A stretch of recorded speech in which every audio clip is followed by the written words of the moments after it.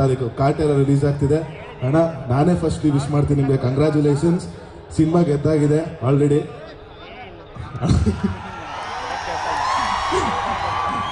Anushree madam ಆಗ್ಲೇ ಹೇಳ್ತಿದ್ರು ಭೂಮಿ ನಡಗುತ್ತೆ ಆಕಾಶ ಗುಡುಗುತ್ತೆ ಅಂತ.